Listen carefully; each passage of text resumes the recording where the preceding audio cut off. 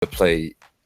I it's not even the fact that I think it's like fitting for right now, because I think this is meant Hmm. anytime you listen to it. But Stereotype, I'm listening to that, and the first thing I had to think about was asking you, when was the first time you noticed yourself as like a stereotype, and what was that stereotype that you noticed yourself as? Because I remember, I know that feeling myself. When to hear you say that, I was like, Right.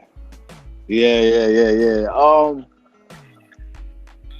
Probably, I don't know, probably like mid to late 20s. okay, Like as I was approaching 30, it was like, dang, I had yeah, a child in college. I had, I had a failed marriage that I had a child mm, from. So that was like, woman number two. right, And then, I was the typical starving artist and everything with right, multiple right, baby mamas. And, so I was just like, oh, that yeah, sounds horrible. Oh, but it was crazy because it was like, when you say it like that, it leaves out all the other stuff that makes me who I am. And right, what I realized was that like that's kind of everybody's situation. You know what I'm saying? Like we all have a facts, story facts. behind why we are what we are. Well, when you talk, man, I feel you when you what you talking about, as far as even like getting caught up. When you say in your song, when you talk about you look at your daughter and you get caught up, what's that caught up feeling like? Because I know a lot of brothers can definitely feel that.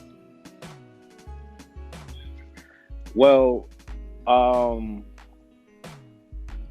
when I was writing that part of the verse, I started crying, Mm, and so, and I started crying because I started thinking about how imperfect I am and how my children look at me and how far I feel like I am in actuality from how they see me, right.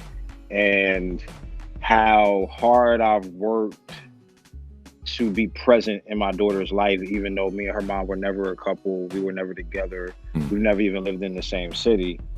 Um, but I just realized that, as hard as I work, I'm a very imperfect person and I have my own demons that I struggle with, mm, and you know, I'm not a finished product, and so it's very difficult in all humility to kind of be like, yo, I'm responsible for making sure you turn out to be a decent person. right, You know what I'm right. saying? And Yeah. I'm still trying to get my life together.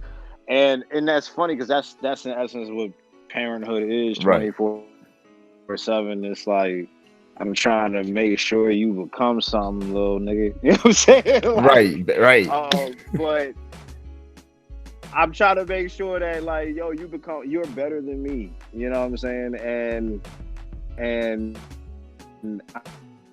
I'm I'm trying to make you better than me while I'm still trying Yeah. to make me better.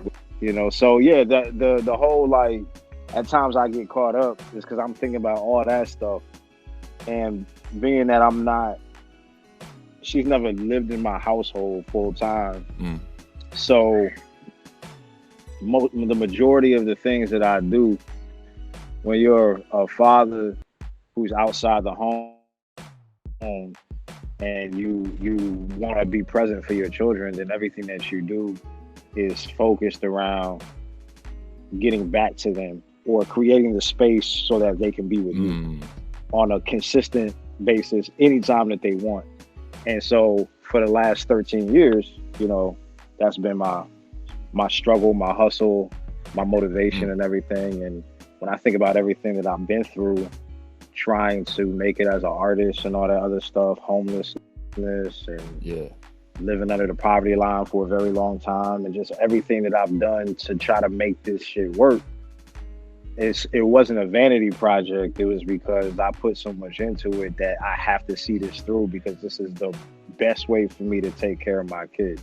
Mm, You know what I mean? facts. So yeah. Man, that's real, man. That's real.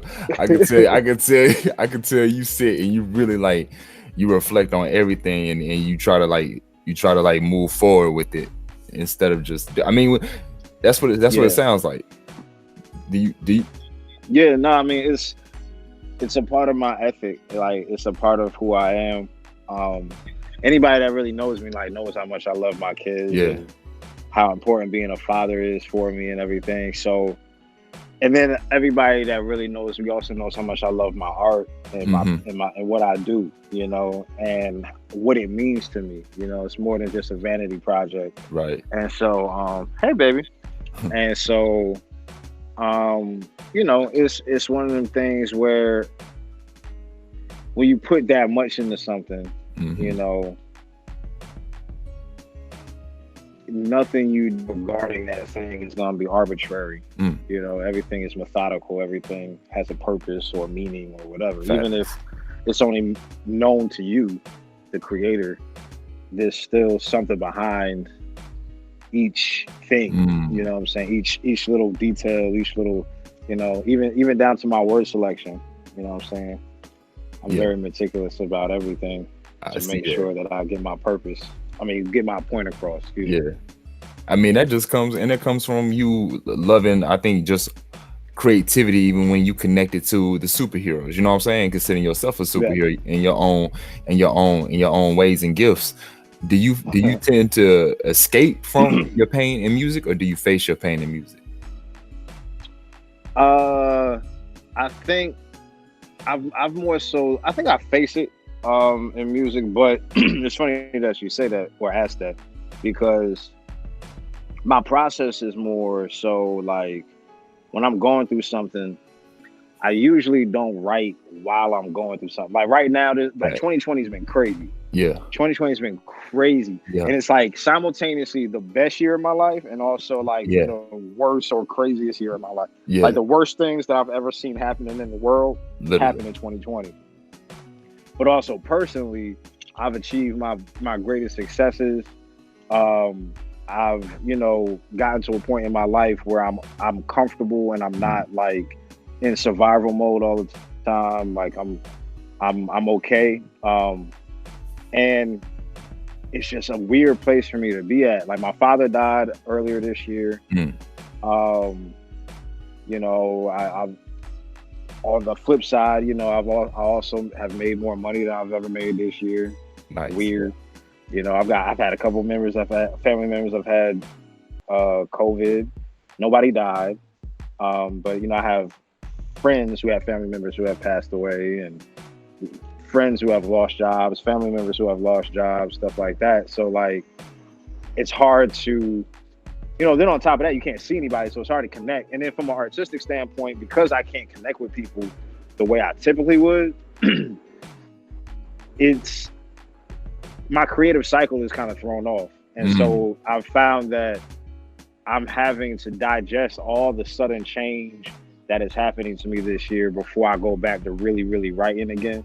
Because I had like a spurt, well, I'm having a moment I can tell where I am, I guess, digesting everything that's happening. Mm. And then on the other side of it, I'll probably have like, another writing spurt where I just go crazy and write a Yeah, whole bunch of stuff at the same time. that's true. I Yeah. mean, I'm ready to see that. I mean, plus you put this project out this year too. Yeah. This So I project mean, came out in April. yeah. So I Yeah. mean, you still you. I mean, Yeah, we I still mean, pushing it. yeah. You. It's not like you silent underneath a rock or nothing. You out here. But Yeah, but I know what you mean though too. what's that like? But because I'm in a different space now than I was when I wrote this True. project, and I'm working with different producers as well. True. Like my new stuff sounds different. Not only does it sound different sonically, but it also has a slightly different vibe because it Mhm. has like Quantum Leap was more from a place of uncertainty, Okay. from a place of like kind of not I want to say cast caution to the wind because I'm kind of always like that, but it really was kind of like I'm doing this because I'm an artist and this is what's Mhm. in me and I feel I you. have to do Yeah. this. Yeah. We know. I know that. This one, right? Yeah. This one is more so like the music that I've been working on most recently. is more so like from a place of I worked really, really hard, and when Mm. my back was against the wall, I was gonna give up, and I didn't. And now I'm in a place where I'm in a place of catharsis. You know what Okay. I'm saying? And I don't want to get too comfortable in this place, but at the Yeah. same time, I want to enjoy it for a second before I deep dive back into the introspective process Yeah. that the rabbit hole that I go down when I Yeah. start getting back in a creative mode or project mode or what have you. Got you. You know what Got I'm saying? you. Got you. So I'm ready to go there too, man. But I know that for right now it's gonna be, hey y'all be quiet. As for right now, it's gonna be, you know, just focusing on processing what's going on around me. Okay. Okay. Hey, Wait. Autumn. Hey, y'all gotta be quiet or else you gotta go inside, all right? All right. Hey man, well I'm Sorry gonna about tell that. you, nah, you good, bro. That shows that's part of real life right there. You know what I'm saying? That's just real life that everybody can, a lot of us can connect to. And hey man, I'm gonna let you enjoy this beautiful day out here. I Yes, appreciate sir. you being able to just tap in and be able to like give some of your thought behind this song, behind you as an artist, because a lot of people just see the music and hear the music and don't really understand the essence of the person on the other side. So thank you. Right. No, I appreciate the opportunity to really like kind of deep dive into it, man. Anytime, man. It's been a pleasure. For sure, man. I'm gonna tag you when it's posted too.